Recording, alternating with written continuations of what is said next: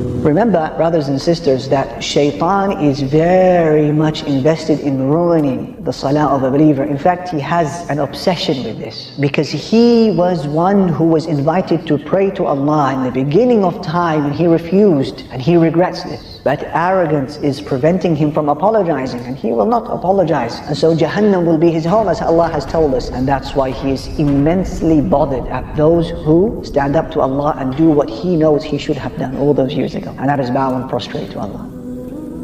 His first line of attack on you and I is to convince us that there is no need to pray. Salah is futile. So you know many people from your family perhaps, or your friends, may Allah protect them and guide us all, who don't pray. Shaitan has successfully convinced them that salah is futile. There's no need for it. If, however, he fails in this endeavor and you crush those whisperings and you get into your salah, he doesn't give up. He goes for the second best line of attack, which is what? Delay your salah. And that is why a lot of people, they don't remember the last time they prayed Fajr when it was still dark outside. If and when they pray it, it's only when the sun is halfway up the sky. La hawla wa la quwwata illa billah. He will say delay it, snooze it. It's okay, you have time, combine it. If, however, you pray your salah on time, he will go for his third line of attack. He doesn't give up. And that is what? Al-waswasa, to whisper. He will stand next to you and he will remind you of things that you had completely forgotten about. And you will find that your mind has become such a problem-solving brain in salah, and remembering solutions to problems that have passed a long time ago, and you start recalling things that you had completely forgotten about. That is Shaitan. If he cannot stop you from praying, he will minimally detract from the reward by distracting.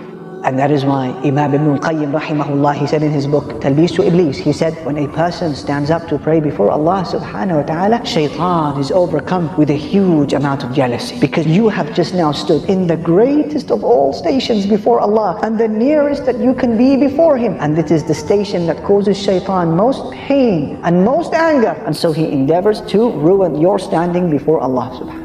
It bothers him. It reminds him of a traumatic past. It reminds him of his fate and future. It reminds him of his arrogance. This is the most transformational act that a Muslim can do in his life, to say Allahu Akbar and stand in salah. And so jealousy overcomes him, and he begins to try to remind you of things throughout the day to detract from your reward. And so you are to remember, my brother, my sister, that when you are now beginning your salah, imagine that your wage for that salah, figuratively speaking, has been placed in front of you. And you need to hold on for just 10 minutes or so during your salah. And if you manage to pray a salah with khushu', attentiveness and humility, you will pocket every penny of that wage. But be careful, you need to be on guard, you need to be vigilant, because there is a thief. Every time you get caught slipping, you get caught nodding off, you get caught looking around with your eyes or with your heart, Shaitan has stolen some of that wage. And that is why by the time you finish your salah, some people will pocket the full wage, some people will pocket only half the wage, some people will come back with a third, a quarter, and some people will go with no reward of the salah. And that is why when Aisha radiallahu anha, she asked the Prophet sallallahu alayhi wasallam about al-iltifat, looking around in salah. What did he say? Looking around in salah is theft, which Shaitan steals from a person's salah. So where is your heart, and where are your eyes, and where is your focus on salah? That's why you begin your salah with A'udhu billahi minash shaitan ar-rajim. Ya Rabbi, help me. Ya Rabbi, assist me. How many of us have walked away from our salah, while Shaitan, he is now walking away in a state of hysterical laughter, because he knows what he has done to our salah. And that's the difference between praying with khushu' and praying without khushu'. I give you a benchmark. I give you a litmus test.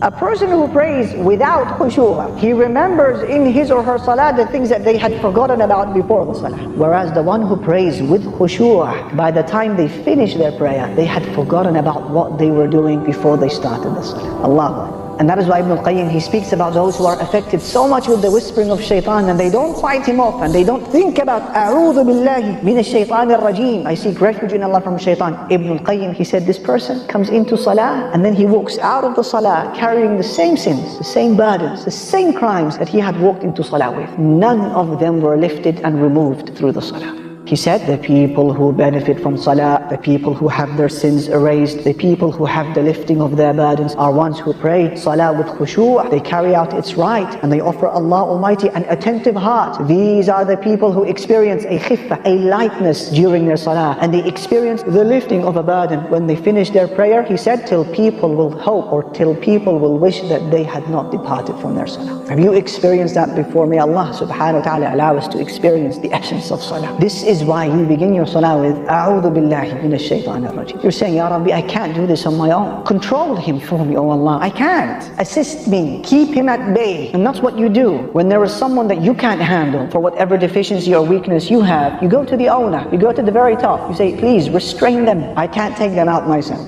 And this is the analogy given by Imam Ibn al-Jawzi. He said that one of our pious predecessors said to his student, what will you do in a situation where shaitan has beautified for you sins? You can't stop sinning. Whether it's things you're looking at, and listening, touching, inhaling, smoking, buying, selling, whatever it may be. He said to his student, what do you do in a situation where shaitan keeps tempting you to sin? The student, he gave the answer that you and I would have given, which is fight shaitan away. He said, what if shaitan comes back a second time? He said, I'll fight him away. And what if he comes a third time? He said, I'll repel him, I'll push him away. He said, that's the long route. And then he asked him a question. He said that if you came across a herd of sheep and then the dog of the shepherd came running after you and started barking and prevented you from continuing your journey, what do? He said, I will try to repel the dog as much as I can. He said, this is the long way. He said to him, what you need to do is you need to go to the shepherd. You need to go to the owner of the dog and tell him to restrain his dog. That way you'll be able to pass.